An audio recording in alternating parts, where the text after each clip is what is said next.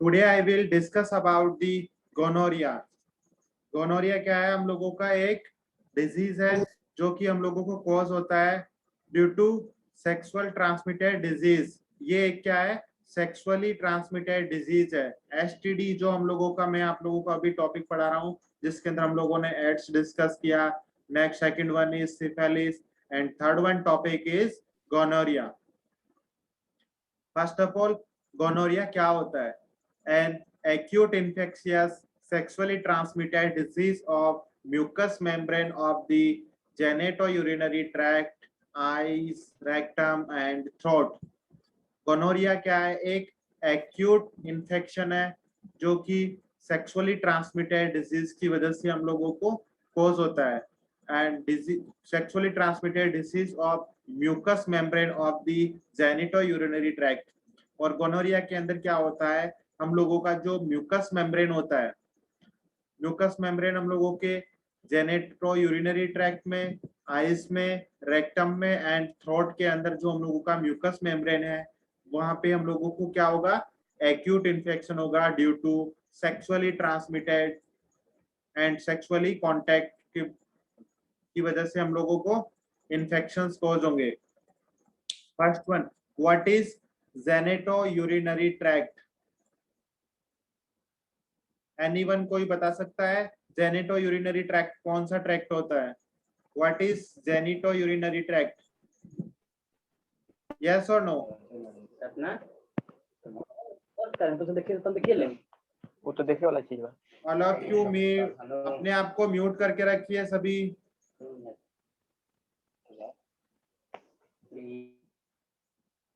जेनिटोयूरिनरी system और urogenital system are the organ of the reproductive system and the urinary system.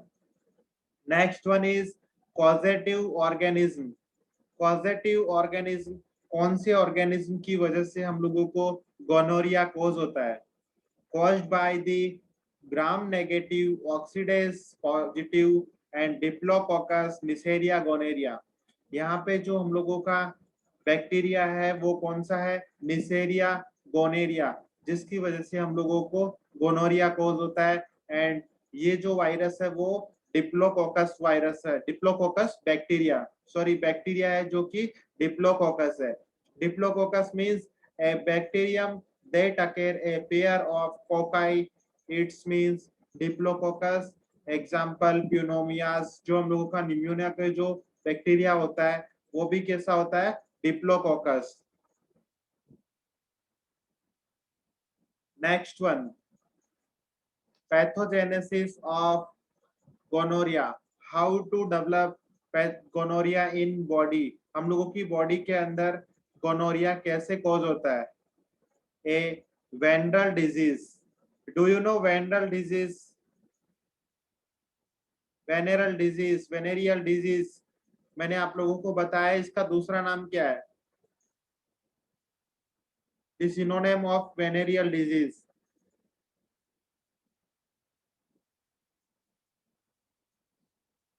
Yes or no? Anyone?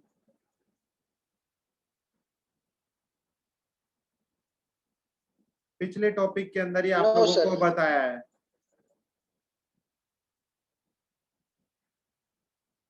कौन सी disease के बारे में हम लोग अभी डिस्कस कर रहे हैं? गोनोरिया।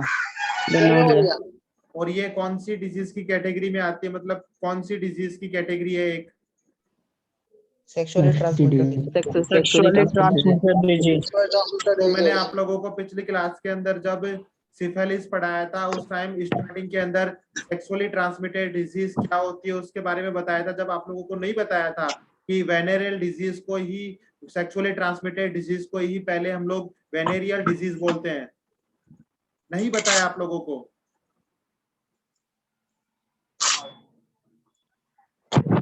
यस और नो? बताया या नहीं? तो आप लोगों को इतनी सी चीज तो ध्यान में रखनी चाहिए, वेनेरियल डिजीज को ही हम लोग सेक्सुअली ट्रांसमिटेड डिजीज बोलते हैं। And name employed by Galen, जो वेनेरियल डिजीज है इसका नाम किसने दिया था? गैलेन करके एक साइंटिस्ट था, उसने हम लोगों को ये नाम दिया था। Next one, first step in infection is adhesion of gonococcus to urethra and other mucosal surface। यहाँ पे जो गोनोकोकाई हम लोगों का जो निसेरिया गोनोरिया जो बैक्टीरिया है गोनोरिया का, वो फर्स्ट ऑफ ऑल हम लोगों को इन्फेक्शन कॉज करेगा। कैसे? अडेशन, अडेशन मींस अडेयर होना, चिपकना। तो यहाँ पे जो हम लोगों का निसेरिया गोनेरिया जो बैक्टीरिया है वो फर्स्ट ऑफ ऑल कहाँ पे अडेशन होगा, कहाँ पे चिपकेगा? Urethra and other mucosal surface. जो हम लोगों की म्यूकोसल सरफेस है एंड यूरेथ्रा है, वहां पे हम लोगों को निसेरिया गोनेरिया जो बैक्टीरिया है वो क्या होगा? अडेयर होगा, चिपकेगा। Then the incubation period is 2 to 8 days। यहाँ पे जो निसेरिया गोनेरिया जो बैक्टीरिया है उसका जो कॉज जो सिम्टम्स हम लोगों को दिखेंगे वो आफ्टर एक्सपोजर कितने टाइम बाद दिखेंगे? 2 to 8 days। It's means incubation period is 2 to 8 days of Neisseria gonorrhoeae. जो निसेरिया गोनेरिया का जो इंक्यूबेशन पीरियड है वो कितना है? 2 to 8 days। Next one, in men the disease start as an acute urethritis with a discharge containing gonococci in large numbers। अगर एक main के अंदर ये डिजीज स्टार्ट होती है तो हम लोगों के यूरेथ्राइटिस से होगी। यूरेथ्राइटिस मींस जो हम लोगों का यूरेथ्रा है वहां पे हम लोगों को इन्फ्लामेशन देखने को मिलेगा, एक्यूट इन्फ्लामेशन देखने को मिलेगा।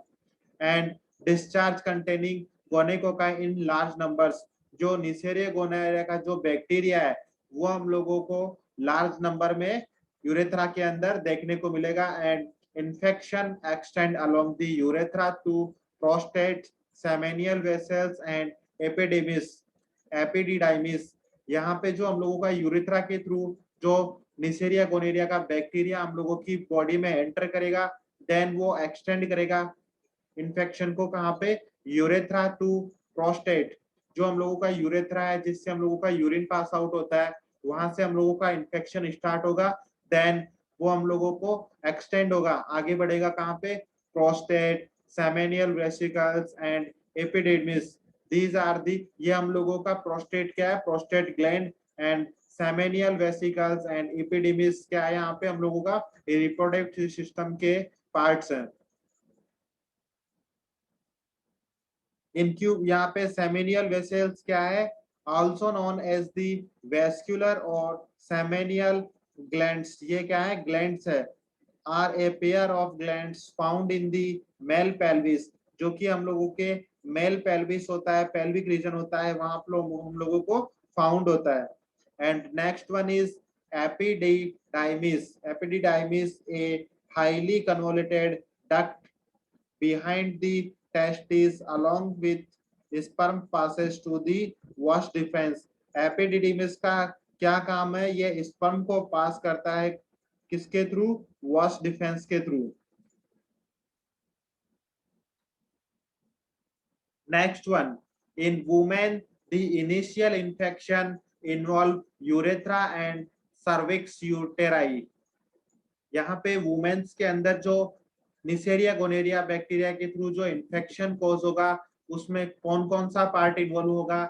Urethra and cervix uteri. जो हम लोगों का वेजाइना होता है उसका जो neck of vagina means cervix uteri. जो हम लोगों का सर्विक्स यूटेराई है एंड यूरेथ्रा के अंदर हम लोगों को इनिशियली स्टार्टिंग के अंदर इन्फेक्शंस देखने को मिलेगा। And it may extend to Bartholin glands.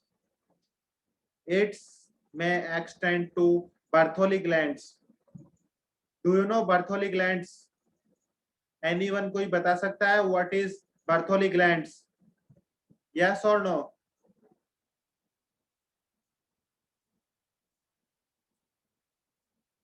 Anyone कोई बता सकता है what is Bartholin glands? Bartholin glands क्या होती है? बॉडी में कहाँ पे प्रेजेंट होती है? Sir, Bartholin glands is the reproductive part of the female, and that is mainly present in the inside the vagina. Yes, Bartholin glands are located on each side of the vaginal opening and they secrete fluid that help lubricate the vagina. यहाँ पे जो बर्थोली glands होती है Lubricate the vagina, yes, वो sir. Located होती है कहाँ पे? Each side of the vagina. जो हम लोगों का वेजाइना होता है उसके दोनों तरफ ये हम लोगों के बर्थोली ग्लैंड्स लोकेटेड होती है एंड इनका जो फंक्शन होता है, इनका काम होता है वो क्या होता है? ये सीक्रेट करती है एक फ्लूइड को जो कि हेल्प करता है कि इसमें ल्यूब्रिकेट दी वेजाइना, वेजाइना को ल्यूब्रेट करने के अंदर इनका रोल होता है। And endometrium and fallopian tubes. Endometrium is the lining of the uterus. यहाँ पे जो यूटेरस होता है उसके अंदर जो लाइनिंग्स होते हैं, टिश्यूज होते हैं, वो किसके होते हैं? एंड्रोमेट्रियम के। And next one is fallopian tubes. Fallopian tubes, one of two long slender tubes that connect the ovaries to the uterus, and egg pass from the ovaries through the fallopian tubes to the uterus. यहाँ पे जो हम लोगों के गर्भाशय के अंदर जो एक एग फॉर्मेशन होती है तो वो हम लोगों के ओवेरी से गर्भाशय के अंदर पहुंचती है। वो किसके थ्रू पहुंचती है? Fallopian tubes. And next one, pelvic inflammatory disease and salpingitis may leads to sterility. Salpingitis is a inflammation of the fallopian tubes caused by bacterial infections. अगर हम लोगों की fallopian tubes के अंदर infection होता है, inflammation होता है, it means is salpingitis. Salpingitis is a inflammation of fallopian tubes and caused by the bacterial infections. Neisseria gonorrhoea का जो बैक्टीरिया होता है उससे हम लोगों को जो हम लोगों की फैलोपियन ट्यूब्स है वहां पे इन्फ्लामेशन देखने को मिलेगा। Next one is sterility. Sterility the quality और कंडीशन बीइंग स्टेराइल। यहाँ पे हम लोगों को स्टेरिलिटी से मींस जो स्टेरिलाइजेशन हम लोगों का होता है, means free from foreign microorganism. And next one is conjunctivitis may occurs usually due to auto inoculation by patient's fingers. Do you know conjunctivitis? Anyone कोई बता सकता है what is conjunctivitis? Yes or no? एक disease होता है जो जो आंखों में हो जाता है। इन्फ्लेमेटरी डिजीज होती है ये। आंखों में एक डिजीज होता है जिसको कंजक्टिवाइटिस Yes. बोलते हैं। यस, ये हम लोगों की एक आई डिजीज है। इसी को हम लोग कंजक्टिवाइटिस को आप लोगों के एमसीक्यू में या कॉम्पिटिटिव एग्जाम्स के अंदर क्वेश्चंस पूछा जाता है कि अनदर नेम ऑफ कंजक्टिवाइटिस, इसका दूसरा नाम क्या है? तो इसको हम लोग पिंक आई डिजीज के नाम से भी जानते हैं। Conjunctivitis also known as pink eye disease, इसको हम लोग पिंक आई डिजीज के नाम से भी जानते हैं बिकॉज कंजक्टिवाइटिस के अंदर जो हम लोगों की आईज है उनके अंदर हम लोगों को पिंक कलर का इन्फेक्शन, इन्फ्लेमेशन देखने को मिलता है। इट्स मींस इसी वजह से हम लोग इनको पिंक आई डिजीज भी बोलते हैं। Okay, conjunctivitis may occurs usually due to auto inoculation by patient fingers. Auto conjunctivitis क्या है? इन्फ्लामेशन हम लोगों की outer membrane of the eye ball and inner eyelids. जो हम लोगों की आई बॉल है एंड इनर आईलिड्स है उनके आउटर मेम्ब्रेन का इन्फेक्शन है। And conjunctivitis also known as pink eye disease and caused by allergens and viral and bacterial infections. Conjunctivitis हम लोगों को किस वजह से कॉज होती है? Due to allergy and viral and bacterial infections. Conjunctivitis हम लोगों को एक एलर्जी की वजह से भी हो सकती है and viral and bacterial infections की वजह से भी कॉज हो सकती है। Next one, usually due to auto inoculation. Auto inoculation means auto inoculation is a procedure in which cells are removed from the body and treated or medically changed and then placed back into the body. जो हम लोगों की body के अंदर से हम लोग क्या करेंगे? सेल्स को रिमूव करेंगे जिसकी वजह से हम लोगों को मेडिकली चेंजेस देखने को मिलेंगे। It's means auto inoculation by the patient fingers, जो कि हम लोगों का पेशेंट के जो फिंगर्स होते हैं उनकी वजह से हम लोगों को कंजक्टिवाइटिस कॉज हो सकता है। Next one is blood invasion may occur from the primary site of infection and may lead to metastatic lesions such as arthritis, ulcerative endocarditis। यहाँ पे हम लोगों को ब्लड इन्वेजन की वजह से भी हम लोगों को क्या हो सकता है, जो हम लोगों को मेटास्टेटिक लेशंस देखने को मिल सकते हैं, like arthritis, ulcerative endocarditis.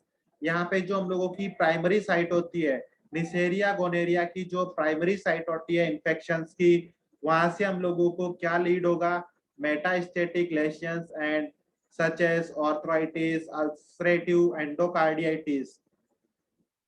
Metastatic lesions means they first form means primary cancer, then travel through the blood and lymph system, and from new tumors, metastatic tumors in other part of the body, then metastatic tumor is the some type of cancer as the primary tumor।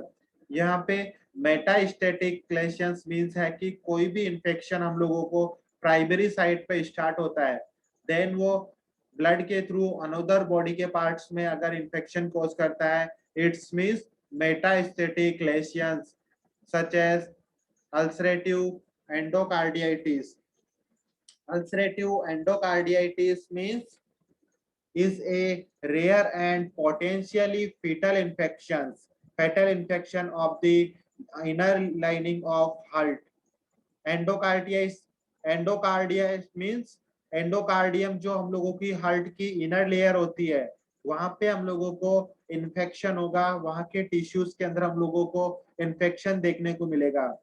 It is most commonly caused by bacteria entering the blood and travel to the heart. जो bacteria हम लोगों के blood में है वो travel होगा heart के पास, then हम लोगों को अल्सरेटिव एंडोकार्डियाइटिस देखने को मिलेगा।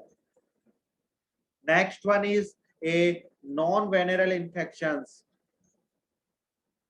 A non-venereal infection is gonococcal ophthalmia in newborn and direct infections during passes through birth canal। यहाँ पे non-venereal infections means non sexually transmitted disease, जो कि हम लोगों को सेक्सुअली ट्रांसमिटेड डिजीज की वजह से इन्फेक्शन नहीं होता है। वो कौन सा इन्फेक्शन होगा, गोनोकोकल ऑप्थेल्मिया इन न्यूबॉर्न्स। जो न्यूबॉर्न्स बेबीज होते हैं उनके अंदर हम लोगों को गोनोकोकल ऑप्थेल्मिया देखने को मिलेगा, बट वो एसटीडी इन्फेक्शन नहीं होगा, सेक्सुअली ट्रांसमिटेड इन्फेक्शन नहीं होगा, वेनरल इन्फेक्शन नहीं होगा। And direct infection during passes through birth canal. यहाँ पे जो हम लोगों को गोनोकोकल ऑप्थेल्मिया कॉज होगा वो कैसे होगा, डायरेक्टली इन्फेक्शन होगा during the passing through birth canal. जो बर्थ कैनाल होती है उसके थ्रू हम लोगों को गोनोकोकल ऑप्थेल्मिया कॉज होगा न्यूबॉर्न बेबीज के अंदर।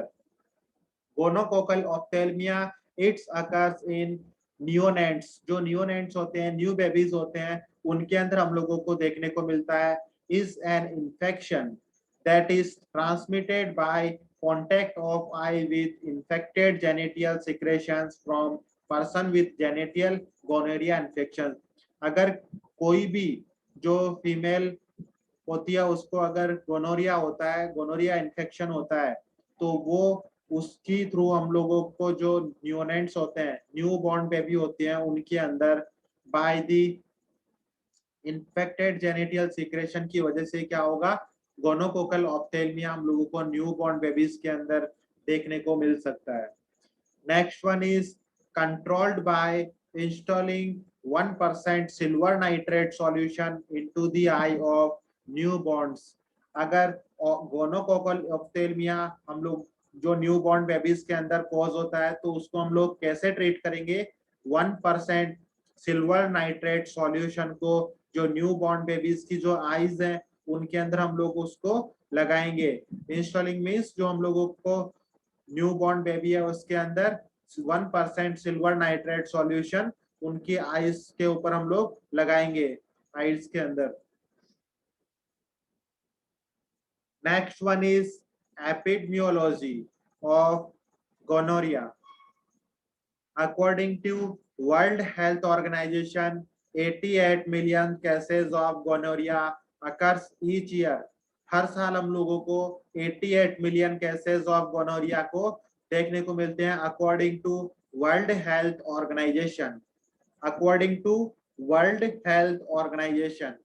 एंड 2010 के अंदर हम लोगों को 900 deaths down from 1100 in 1990 and जो हम लोगों को 2010 के अंदर 900 डेथ्स देखने को मिली थी एंड 1990 के अंदर हम लोगों को 1100 डेथ्स देखने को मिली थी।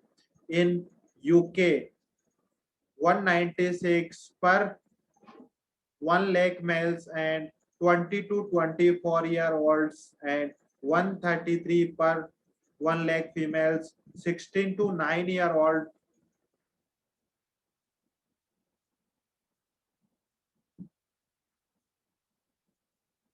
(16 to 19-year-old) were diagnosed in 2005।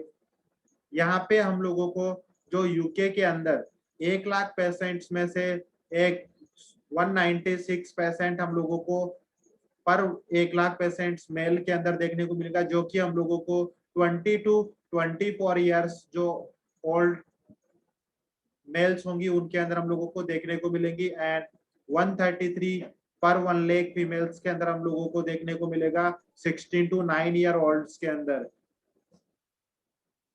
Next one, in 2004 the rate of reported gonorrheal infections was 113.5 per 1 lakh persons।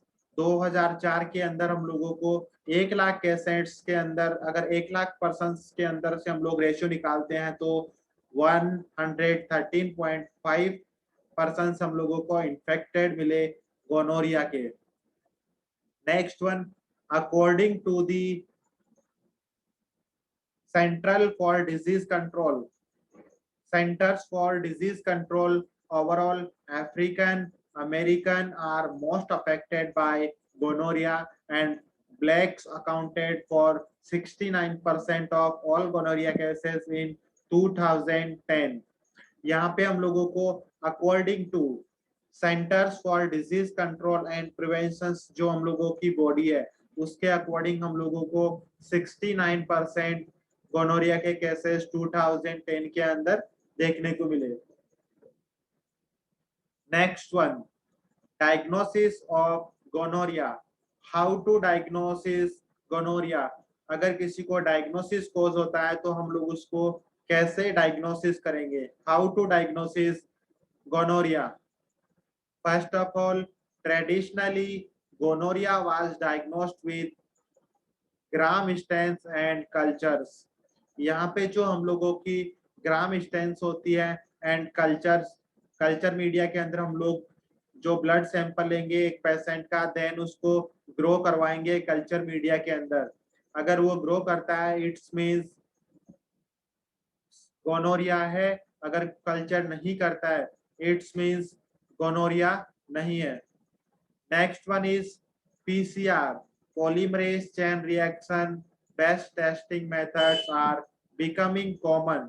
यहाँ पे गोनोरिया का अगर हम लोगों को टेस्ट करना है तो उसके लिए हम लोगों का जो मोस्ट कॉमन मेथड है वो पॉलीमरेज चेन रिएक्शंस हम लोग उसकी टेस्टिंग करेंगे and all people testing positive for gonorrhoea should be tested for other sexual transmitted disease such as chlamydia, syphilis and human immunodeficiency virus।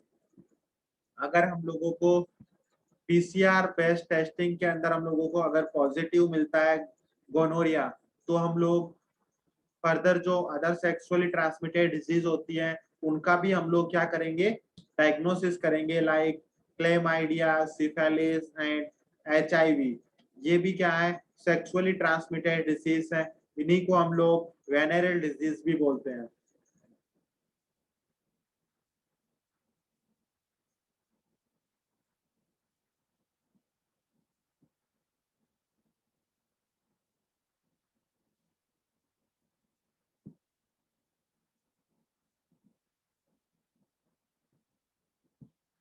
Next one is treatment of gonorrhea.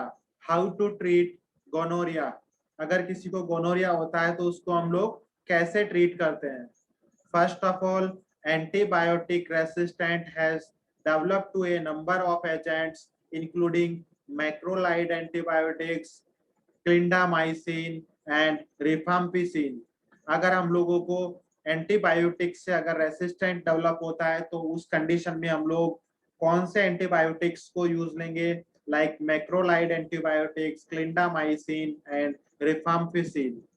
And next one is ceftriaxone is a third generation cephalosporin antibiotics, may be as effective in penicillin based treatment. अगर हम लोग सेफेलोस्प्रिन से treat करेंगे अगर gonorrhoea को, तो हम लोग जो थर्ड जनरेशन सेफेलोस्प्रिन है उसके अंदर जो सेफ्ट्राइक्साइन है वो हम लोग यूज लेंगे. एंड गोनोरिया के अंदर जो पेनिसिलिन जो एंटीबायोटिक्स होती हैं वो भी यहाँ पे इफेक्टिव होती हैं. Next one is Centers for Disease Control and Prevention recommendation for uncomplicated gonorrhoea. अगर अनकॉम्प्लिकेटेड गोनोरिया है तो उसमें हम लोगों को सेंटर्स फॉर डिजीज कंट्रोल जो होता है वो हम लोगों को रिकमेंडेड करता है क्या? सेफ्ट्राइक्साइन 125 mg सिंगल IM डोज. यहाँ पे हम लोग 125 mg सेफ्ट्राइक्साइन क्या लेंगे? इंट्रामस्कुलरली डोज हम लोगों को रिकमेंड करेंगे. And next one is ciprofloxacin 500 mg single oral dose plus doxycycline 100 mg twice daily for 7 days. यहाँ पे हम लोग गोनोरिया के ट्रीटमेंट के अंदर सिप्रोफ्लॉक्सासिन 500 mg ओरली लेंगे सिंगल डोज एंड डॉक्सीसाइक्लिन जो 100 mg है वो हम लोग ट्वाइस डेली 7 days तक हम लोग ट्वाइस डेली वो evening and morning and evening दोनों टाइम हम लोग लेंगे. And next one is erythromycin single dose 1 gram single oral dose.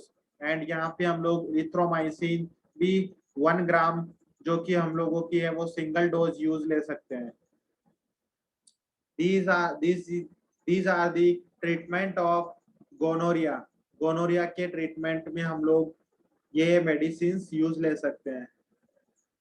Thank you. ये आप लोगों का गोनोरिया टॉपिक कंप्लीट हो चुका है. अगर किसी को भी गोनोरिया टॉपिक से रिगार्डिंग कोई भी क्वेरी है तो वो पूछ सकता है.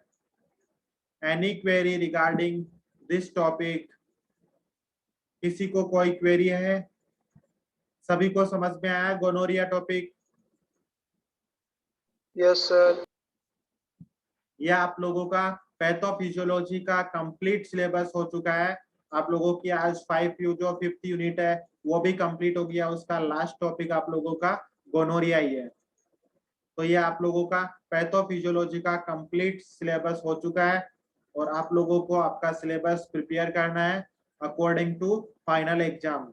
आप लोगों का फाइनल एग्जाम अगस्त के अंदर मे बी जहां तक मैक्सिमम पॉसिबिलिटी फर्स्ट वीक है एंड हो सकता है 1% सेकेंड वीक में भी हो सकते हैं. तो आप लोगों को उसी के अकॉर्डिंग प्रिपरेशन करनी है. Sir Okay? ऑनलाइन या ऑफलाइन होगी? अभी उस चीज का कोई हेलो सर. इंफॉर्मेशन नहीं है. जैसे ही कोई भी इंफॉर्मेशन आती है ऑनलाइन या ऑफलाइन की तो आप लोगों को मैं इन्फॉर्म कर दूंगा. ओके? सर आप रिवीजन करवाइएगा क्या फिर? यस, रिवीजन होगा सर, आप लोगों का. टॉपिक बता दीजिए कौन कौन से एग्जाम से रिलेटेड. थोड़ा यस, एग्जाम से रिलेटेड सर थोड़ा कुछ बता दीजिएगा. एग्जाम से रिलेटेड जो सर, सिलेबस आप हेलो लोगों को. Yes, sir highlighted topics important. मैं बता रहा हूँ सर. सर यस बोलिए नीतीश कुमार। हेलो। हाँ सर, अगर सर कोई औरत प्रेग्नेंट है, ठीक है सर, उसे गोनोरिया इफेक्ट कर सकता है, उसके बच्चे को गोनोरिया इफेक्ट कर सकता है कि नहीं सर? गोनोरिया हो सकता है यहाँ पे, वो जो मैंने आप लोगों को बताया था, गोनोरिया ऑप्थेल्मोमेलिया जो मैंने आप लोगों को मतलब सर अगर वो प्रेग्नेंट है सर, वो प्रेग्नेंट है, उसके बच्चे पे इफेक्ट पड़ेगा कि नहीं? इफेक्ट यहाँ पे जो मैं बता रहा हूँ आप लोगों को, जो अभी प्रीवियस स्लाइड के अंदर मैंने आप लोगों को बताया था, ओ गुल्लू जो बाबू, गोनोकोकल ऑप्थेल्मिया है, वो यहाँ पे हम लोगों को एक जो गोनोरिया पेशेंट है, जो एक वुमेन जो प्रेग्नेंट है, उसको अगर गोनोरिया हो रखा है तो उसकी वजह से ही एक न्यू बॉर्न बेबी को गोनोकोकल ऑप्थेल्मिया होगा। ऑप्थेल्मिया से आप लोगों को समझ में आ रहा होगा, ऑप्थेल्मिया मतलब आईज में हम लोगों को जो इन्फेक्शन होगा ड्यू टू जो मदर है वो गोनोरिया से इन्फेक्टेड है, तो उसकी वजह से ही हम लोगों को क्या होगा, जो न्यू बॉर्न बेबी है उसको ऑप्थेल्मिया हम लोगों को देखने को मिलेगा। और उसको ट्रीट करने के लिए हम लोग क्या लेंगे, 1% सिल्वर नाइट्रेट सॉल्यूशन, जो कि हम लोग एक न्यू बॉर्न बेबी की आईज के ऊपर क्या करेंगे, अप्लाई करेंगे। ओके ओके, समझ में आया? Okay sir. Yes sir. Sir कुछ इम्पोर्टेंट क्वेश्चन बता दीजिए एग्जाम के। इम्पोर्टेंट जो आप लोगों का फिफ्थ 5 यूनिट जो कंप्लीट हो गई है, वो सभी आप लोगों के लिए इम्पोर्टेंट है। अगर सब्जेक्टिव पेपर आता है तो भी आप लोगों को हर टॉपिक से क्वेश्चन मिलेगा, और अगर ऑब्जेक्टिव आता है तो भी आप लोगों को हर टॉपिक से क्वेश्चन मिलेगा। ये आप लोगों ने देख भी लिया है। आप लोगों का जो LMS पे टेस्ट होता है, या आप लोगों का जो क्लास वो मिड टर्म्स होते हैं, उनके अंदर अभी आप लोगों ने देखा होगा, एक जो छोटे से छोटा टॉपिक है उससे भी आप लोगों को क्वेश्चन मिलेगा। तो यहाँ पे इम्पोर्टेंट मैं कैसे बता सकता हूँ आपको, जो आपका टॉपिक कंप्लीट हो गया है, कहीं से भी कोई भी क्वेश्चन पूछ सकता है यहाँ पे आपको पेपर के अंदर। Sir sir sir subjective but question किस मैक्सिमम तरह का आता है ये आइडिया नहीं है।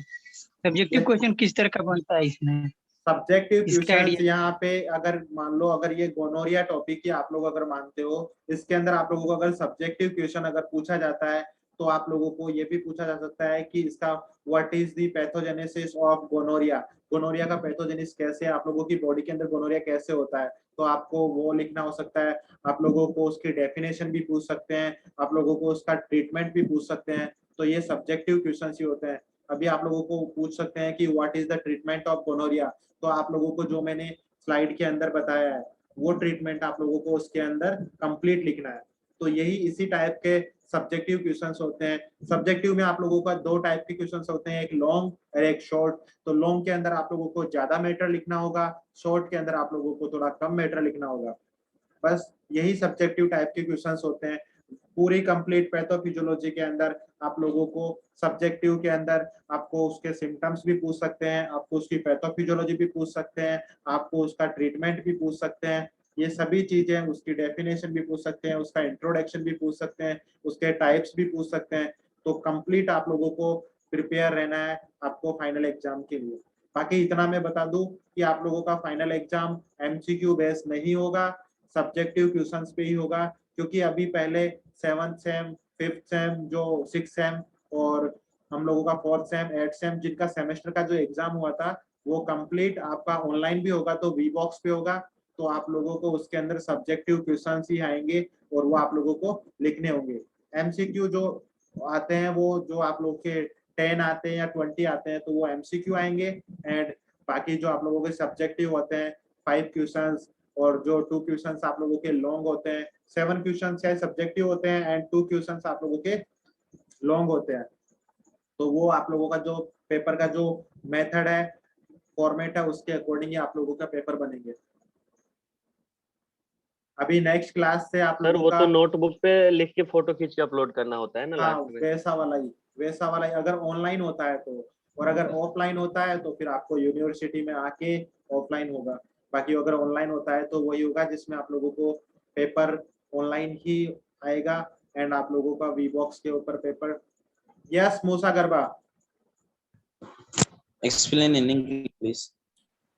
yes, your final exam second semester is online mode and offline mode. Online mode on VBOX and offline in your university. आप लोगों का जो ऑफलाइन एग्जाम होगा वो यूनिवर्सिटी में होगा एंड जो ऑनलाइन एग्जाम होगा वो आप लोगों का VBOX जो एक सॉफ्टवेयर होता है उसके अकॉर्डिंग होगा। ओके सर सेमेस्टर का एग्जाम सर ऑनलाइन एग्जाम कब से होगा सर? उसका आप लोगों को इंफॉर्मेशन मिल जाएगा। अभी कोई इंफॉर्मेशन नहीं है, जैसे इंफॉर्मेशन आएगी आप लोगों को मिल जाएगी। अभी नेक्स्ट क्लास सर से आप सेमेस्टर लोगों का एग्जाम यस ऑफलाइन होगी क्या सर? सेमेस्टर के एग्जाम मैं कितनी देर से आप लोगों को यही चीज बता रहा हूँ कि जो भी होगा ऑफलाइन ऑनलाइन आप लोगों को इन्फॉर्म कर दिया जाएगा। आप लोगों का बार बार वही क्वेश्चन है कि सर ऑफलाइन होगा ऑनलाइन होगा ऑफलाइन होगा ऑनलाइन होगा। जो मैं बता रहा हूँ आप लोगों को सुनाई नहीं आ रहा? भाई जो भी होगा आप लोगों को इन्फॉर्मेशन मिल जाएगी। ऐसा तो है नहीं बिना बताए आपको डायरेक्ट बोल देंगे कि हाँ आपका अभी पेपर है आपको स्टार्ट कर दो। आपको पहले सर बट सारी एग्जाम से इन्फॉर्मेशन एक दिन पहले बुलाया जाता है। हेलो सर, बट ऐसा कुछ एग्जाम नहीं से है एक दिन पहले कोई बुलाया नहीं जाता है। बुलाएगा। एग्जाम से एक दिन पहले नहीं बुला सकते। आपको भी पता है कि कोई बंदा अगर बिहार में है तो वो एग्जाम से एक दिन बुला पहले पहुंच नहीं सकता सकते, बुला नहीं सकते, बोला जाता है, हम लोग को इन्फॉर्म किया जाता है। अब वो तो अगर बोला जाता है तो आप कैसे लोग जाते उसका हैं? ऑब्जेक्शन आप लोगों को यूनिवर्सिटी में करना होगा। उसके लिए ना तो मैं कुछ कर सकता हूँ ना आज नहीं आप है हम कुछ लोग कर पास। सकते। 12 बजे तक। नेक्स्ट वन क्लास से आप सर लोगों आपका का रिवीजन क्लास कब से स्टार्ट होगा? यस आपका रिवीजन क्लास कब से स्टार्ट होगा सर? नेक्स्ट वन क्लास से आप लोगों का रिवीजन ही होगा। फर्स्ट ऑफ ऑल जो आप लोगों का आफ्ताब आलम आज है क्लास के अंदर?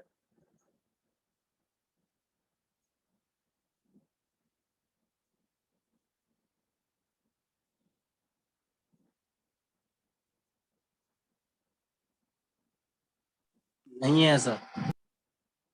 1 मिनट।